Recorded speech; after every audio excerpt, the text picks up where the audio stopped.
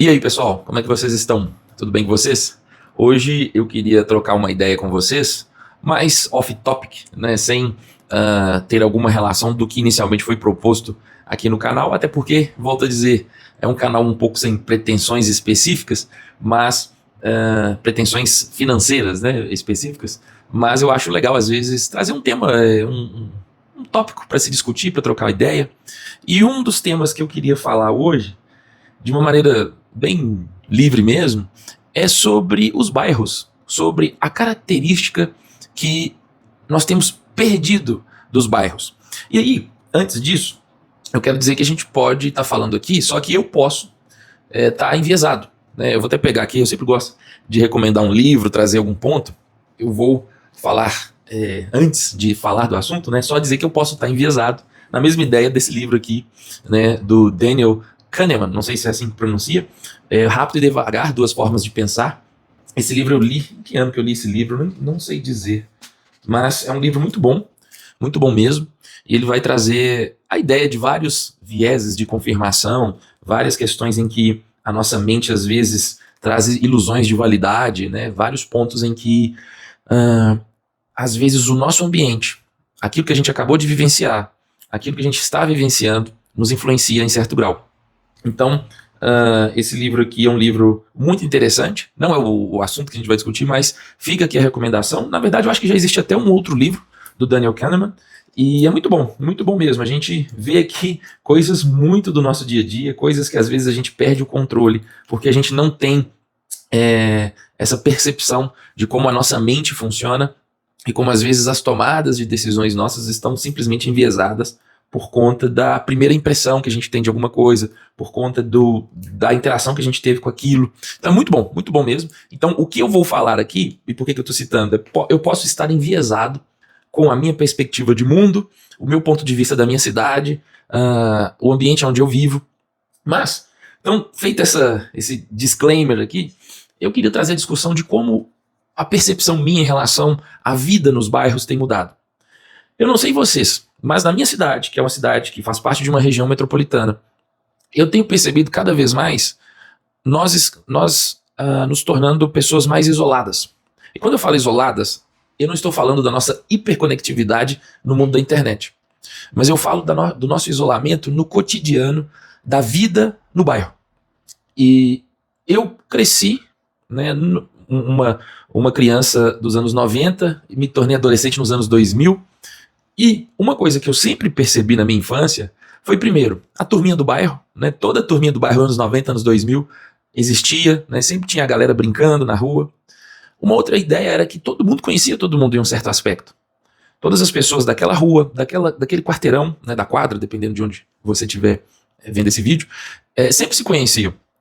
E hoje, para mim, é uma diferença gritante, né? Você não sabe quem é o seu vizinho, você não sabe quem são as crianças que estão passando, não estão brincando, estão só passando ali na rua. Você não sabe se aquele seu vizinho passa por alguma dificuldade, que às vezes precisa de ajuda. Eu falo isso porque aqui ainda na minha rua, onde eu moro atualmente, existe ainda um senso de comunidade, porque são os mesmos vizinhos dos anos 2000, dos anos 80, dos anos 90, dos anos 70, porque é uma comunidade, é um bairro um pouco mais antigo. Mas uma geração nova chegou aqui na região e começou a subir as torres de prédios, e começou a surgir alguns grupos de pessoas que já não dá mais para interagir. E é muito engraçado, porque tem esse livro aqui que eu também quero recomendá-lo, Morte e Vida de Grandes Cidades, de Jane Jacobs. Esse livro aqui. Esse livro aqui ele é muito interessante porque ele vai fazer a gente pensar a cidade de uma forma viva, de uma forma orgânica, né? É uma coleção, né? Faz parte da coleção Cidades. E Morte e Vida de Grandes Cidades vai falar sobre a importância das calçadas vivas, por exemplo. As calçadas vivas num contexto, eu não sei se esse termo foi cunhado aqui, não me recordo, mas é um termo muito usado. As calçadas vivas são aquelas calçadas em que você tem comerciantes, você tem moradores, você tem prestadores de serviços passando nas regiões, naquelas calçadas e mantendo aquele ambiente vivo. Não sei se você já teve a experiência de ir numa área que é apenas comércio e uma área apenas residencial. Mas uma coisa eu te falo, em determinado horário, em determinado momento, aquela área que é exclusivamente comercial ou residencial, ela vai morrer. Porque Em determinado horário, todas as pessoas estão trabalhando na área comercial ou industrial. E em determinado horário, todas as pessoas estão descansando na área residencial. Então, em algum momento, essas áreas vão estar mortas. E isso causa um certo perigo para aquele ambiente, porque é um ambiente inóspito, um ambiente desértico. Então, assim, quando a gente fala em uma vida em comunidade, é muito curioso como os anos 90, os anos 2000, os anos 80, tinha essa característica, né? Você sabia quem era o seu vizinho, você conhecia as pessoas ao seu redor. E hoje, talvez as cidades ainda mais do interior, ou cidades menores ainda alimentem essa característica. Mas quando você vai para regiões metropolitanas, a tendência é que isso vá diminuindo. Volto a dizer, posso estar enviesado aqui, mas o sentimento é esse. O sentimento é que uma nova geração de pessoas está surgindo num sentido que já não valorizem tanto a perspectiva de conhecer o seu vizinho, de saber quem ele é. E ouso dizer uma coisa, sabe aquelas senhoras, eu brinco falando que são a rádio patrulha da rua, que dão notícia de tudo, que ficam ali querendo saber o que está acontecendo? Quando a gente para fazer um exercício de ponderar o que elas fazem, elas estão literalmente vigiando aquela área. Só que, salvo obviamente aquelas pessoas que são maldosas e mal intencionadas, você ter uma senhora preocupada com o que está acontecendo na sua rua é extremamente interessante no quesito de segurança pública, porque ela vai reconhecer quando aquela rua tem um movimento estranho. Ela vai reconhecer quando tem uma pessoa que não é da região olhando as casas. E às vezes vai mandar uma mensagem, vai ligar para a vizinha e vai falar: "Ô, dona Lourdes, aqui é a Beatriz, tudo bem? Eu tô percebendo um rapaz aí na porta da sua casa que tá dando voltas, observando, tá tudo certo." Se nós não criarmos esses mecanismos de proteção, a gente fica sempre refém de um atendimento distante de alguma coisa, né? Ou seja, se a gente identifica uma atitude suspeita, ou até mesmo uma atitude criminosa, a gente fica, às vezes, esperando o auxílio distante de alguém, sendo que a gente pode ter esses mecanismos de autovigilância. Volto a dizer, obviamente, aqui a gente não está falando da pessoa mal intencionada que vai ficar criando fofoca, intriga, desentendimento, mas eu estou dizendo que nós estamos, às vezes, aos poucos, perdendo o senso de comunidade, porque a gente quer viver na privacidade, sem entender que se nós vivemos em comunidade, às vezes é necessário que a gente abra mão de alguns aspectos introvertidos nossos, para que a gente possa ter, primeiro, uma boa relação com o vizinho, né? Mas também, às vezes, falta da nossa parte, e aí eu falo como um todo, até mesmo a simpatia, né? Porque existem aqueles vizinhos que chegam, não dão bom dia, não cumprimentam, não fazem nenhum tipo de questão de interação.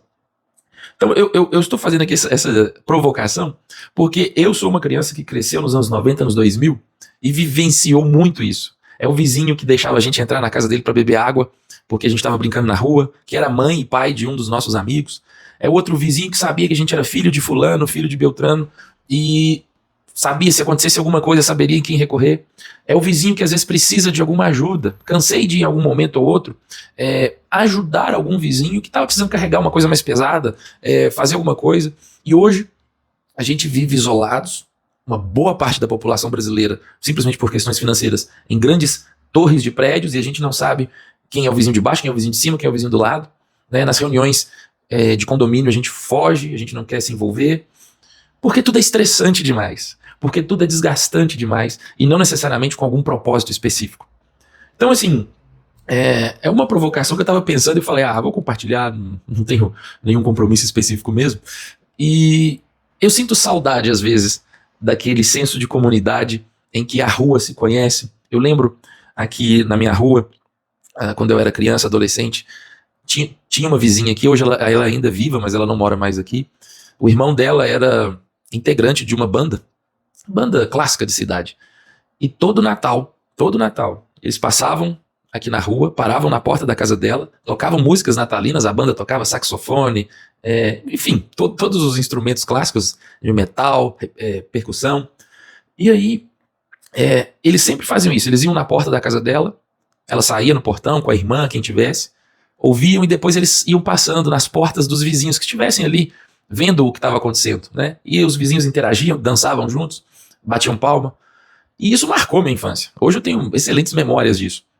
Claro que depois o tempo passou, infelizmente ele faleceu, mas não se vê mais isso. As pessoas hoje, independente, até escondem de interações assim.